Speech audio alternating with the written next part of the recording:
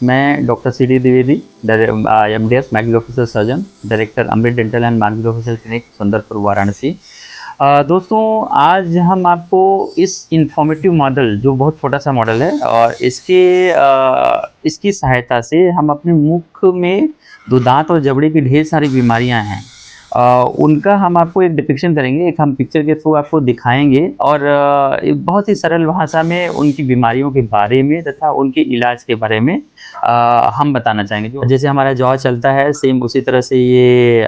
Model भी move कर रहा है। हमारे ऊपर नीचे के दांत जो प्रॉपर ऑक्लूजन है, जैसे बैठने चाहिए उस तरह से हैं। तो अब हम आते हैं कि हमारे मुंह में क्या क्या दांतों में बीमारियां हो सकती हैं और उनका क्या इलाज है। अब आप इस मॉडल में अगर देखेंगे दोस्तों, तो यहाँ पे देखिए 2 ब्लैक स्पॉट्स इन दांतों में दिख रहे हैं। इनको हम डेंटल कैरीज बोलते हैं,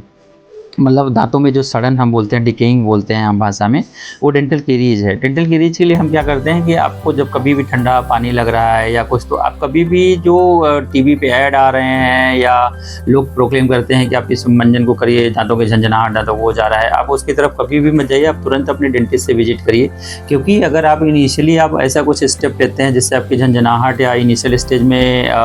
कम हो जाती है, बंद हो जाती है, तो इट में लीड टू पल्प एक्सपोजर। आपको ज़्यादा सीरियस कॉम्प्लिकेशन होगा, जैसा कि अभी हम नेक्स्ट पिक्चर में देखेंगे। अगर वो डीप होता है, यहाँ पे हमारी कैरीज है, तो अगर ये कैरीज ज़्यादा आगे बढ़ती है तो देखिए ये ब्लैक हुआ, हमारा नसें सड़ने लगती हैं, यहाँ पे हमारा पल्प सड़ने लगता है, और फिर हमारे नीचे मवादेल जो रेड रेड स्पॉट दिख रहे हैं पूरा, यहाँ पे हमारा मवाद पड़ने लगता है। तो फिर हमको आरसीटी और कैपिंग करानी पड़ेगी, तो वो ज़्यादा टाइम टेकिंग और ज़्यादा कॉस्टली हो जाता है। तो इनिशियल स्टेज में अगर कभी दांतों में कुछ झंझनाहट है, हवा, पानी या मीठा लग रहा है,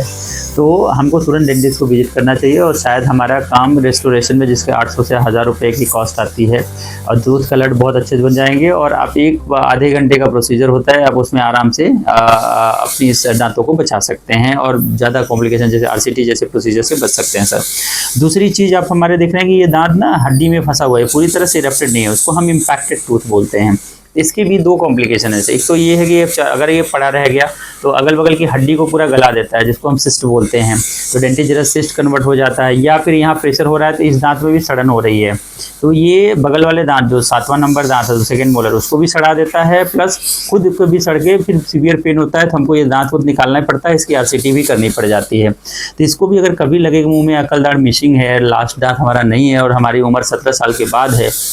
तो एक रूटीन डेंटल चेकअप कराना चाहिए। दांत से डॉक्टर साहब, आपको डेंटिस्ट जो भी रहेंगे वो आपको एक्सरे करेंगे और आपको एडवाइस करेंगे, और इसके लिए मैक्सिलोफेशियल सर्जन के पास आपको रेफर करेंगे, जो आपको इम्पैक्टेड टूथ सर्जरी करके इस दांत को डिसइंफेक्ट करके अकलदाढ़ आपको निकाल देंगे। क्योंकि ये सर्जिकल प्रोसीजर होता है, तो इसके लिए मैक्सिलोफेशियल सर्जन ही आपके लिए बेस्ट होंगे, जो आपकी अकलदाढ़ अच्छे से निकालेंगे। क्योंकि डेंटल में भी 9 विधाएँ हैं, सबके अलग अलग एक्सपर्ट होते हैं, तो ये अकलदाढ़ या जबड़े की सिस्ट है, या जबड़े में ट्यूमर है, या मुँह नहीं बंद हो रहा है, टीएमजे एंकाइलोसिस है, जॉ फ्रैक्चर है, तो उसके लिए एक्सपर्ट मैक्सिलोफेशियल सर्जन होते हैं। आप उनसे करेंगे तो आपका अनकॉम्प्लिकेटेड और इजीली प्रोसीजर हो जाएगा, अदरवाइज तो कॉम्प्लिकेशन होने के चांसेस रहते हैं।